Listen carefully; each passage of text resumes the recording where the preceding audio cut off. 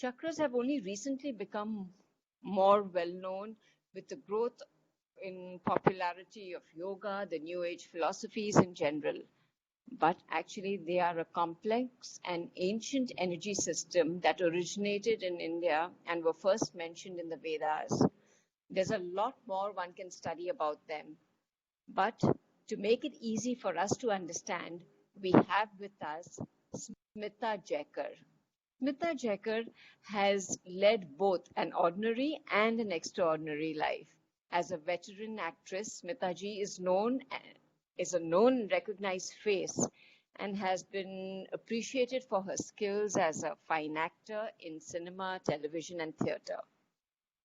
After a successful career and the possession of materialistic tokens, which we see as a source of happiness, uh, what was left in her was the quest and the desire to do some inner soul searching and self evolution. This search made her gravitate to various forms of holistic healing. She has been working on it for over the past, I think, 35 years, exploring and experimenting with various techniques in holistic healing.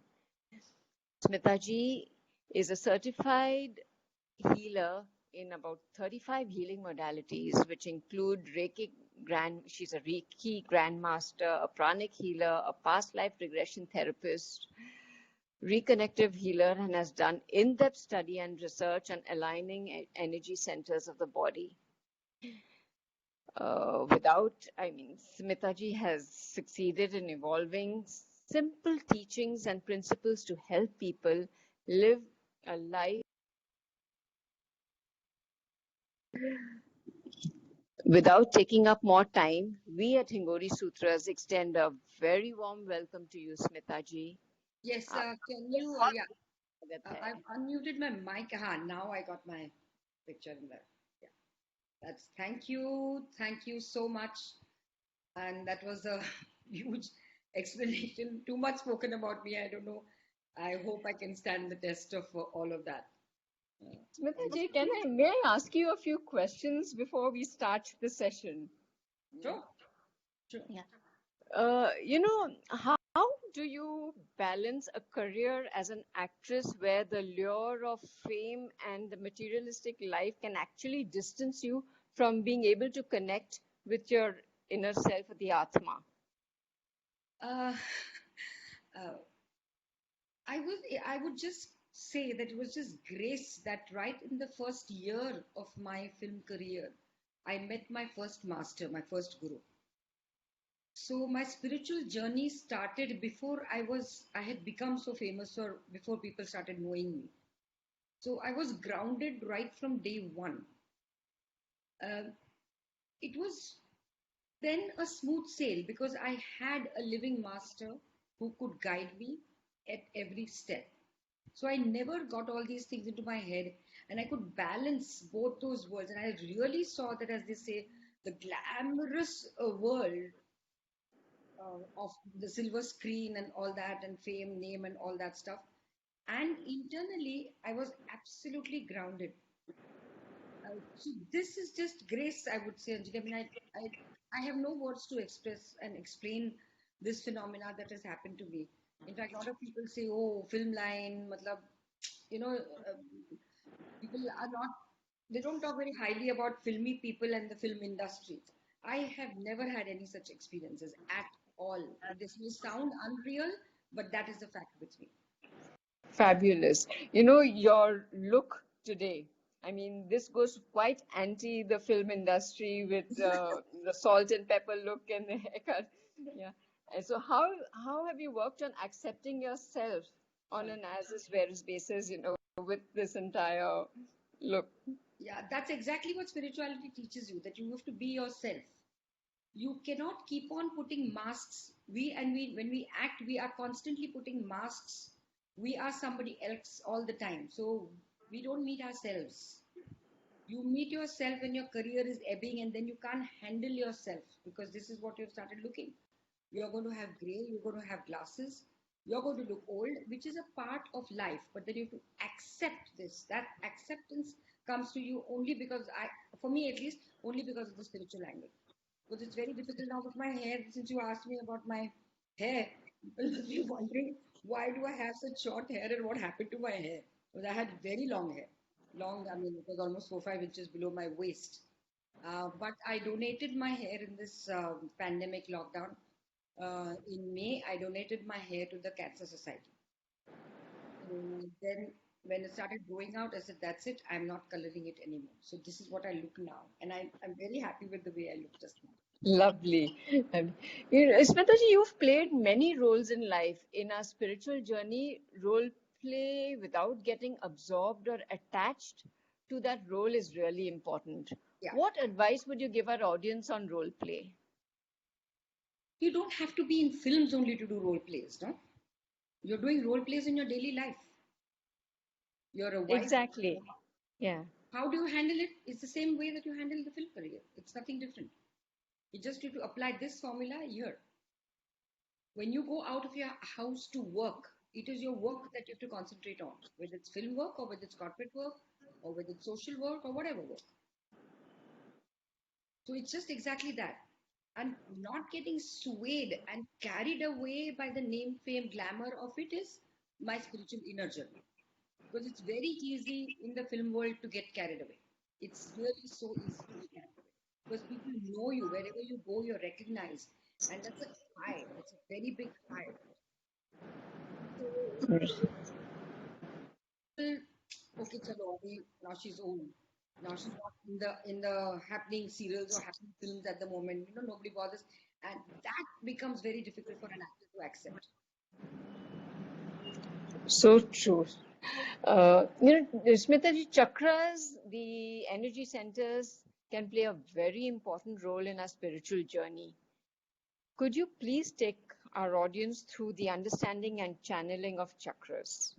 Sorry, I'm going to have this hot pani because my throat is bad and I don't want to sound very funny on the mic today. So I'm going to keep on having this little by little. Yes, I will. Sure. I will tell you about the chakras now. As we discussed earlier, a lot of people, the audiences today, are well versed with spirituality, with chakras. It's not a new audience to spirituality. Is that right? So, Absolutely. In fact, they're all practicing spiritualists who have achieved a certain amount of evolution in their lives and are striving to achieve a lot more. yeah, great. So, I'm very happy to meet all of you all. I'm really, really happy because usually you have to start from the scratch, like what is spirituality. People, half of them don't know what's the difference between spirituality and religion, so I have to start from there. So that becomes a little bit of a challenge sometimes. So I like to meet an audience which is a little knowing about what spirituality is, the spiritual angle of life. Okay, so we come to chakras. I'm sure you all know that we have 7 main chakras in our body. We have plenty of chakras. We have about more than 180 or something like that chakras in our body, the small ones. But the main ones are the 7 main centers, energy centers. They take care of the others. If you are fine with those 7 energy centers, the other smaller chakras are taken care of. So we have to concentrate on these 7 chakras. Why? Chakras is your base of spirituality. Any other modality you learn, everything has a base of chakras. I have done, as you all know, that she just said, Anjali, that I've done so many modalities. Every modality was related to the chakra some way or the other. They called it different names, but it was finally your chakras. Especially when you learn modalities which are from foreign countries, like reconnective healing that I've done, even Reiki and all these things. These are not it's not come from India, it's come from outside. So, but Reiki, pranic healing, and most of these other modalities, they had something or the other to do with the chakras. Reiki, though, obviously, it is. So, what I felt like I'd done my grandmasters in Reiki, but I have stopped practicing Reiki for this reason that if your chakras are not open, you will not be a great Reiki healer.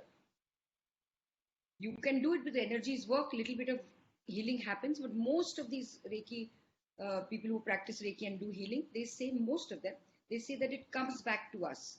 If you're healing somebody's spine or stomach or something, after some time, even our back starts hurting and our stomach starts hurting. This never happens. In my so many years of healing career, 35 years I'm into spirituality and healing and all that, this does not happen. Because this happens, according to me, again, whatever I'm saying is all what I feel. Okay, I stand corrected, I may be wrong. According to me, if your chakras are balanced, the energy flows through your chakras. If there is a block in your chakras, how are you going to heal somebody else? It is logically I was not in sync with these kind of thoughts, and that's the reason I felt, no, this is not working. So I started learning other healing modalities. Now, chakras is your base of spirituality. Any other modality you learn, you will be definitely an edge above everybody else who's doing that same modality.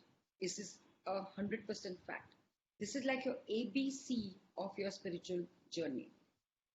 After that, you do whatever you want, you learn whatever you want. But if you don't have your chakras aligned and activated, it's not, somewhere along the lines, you will stagnate. Things will not work the way you want them to work. Now, why? Why are these chakras? What do they do to us? Chakras balance your entire life, whether it is a materialistic life or whether it is a spiritual life. Lower three chakras tend to your materialistic world.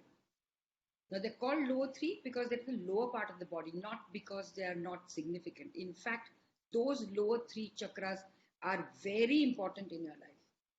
The higher chakra starts from the heart to the crown. Those deal with your inner journey. Your heart, the throat, the third eye, and the crown. They deal with your inner journey. So it is like a bird with two wings. You have to have the materialistic world and the spiritual world going at the same pace. Most often what happens, we are either only looking at the materialistic world, how to gain name, fame, money, big jobs and great husbands and big houses, and etc., etc. But your inner journey is at a standstill. When it does not go together, you will never fly like a bird. So this is one thing which is very important. Your chakras take care of your physical, mental, emotional, spiritual, financial, relationship, every issue. If you do your chakra dhyana every day, which I have been doing, I'm telling you, when I tell you this, I practice chakra dhyana. I do my chakra dhyana each and every day of my life in the past 35 years, ever since I've been taught about the chakras from my masters. So, if you have your chakras activated and aligned, 85 to 90% of your problems, whether they are materialistic or whether they are physical, spiritual, emotional, whatever, will be taken care of.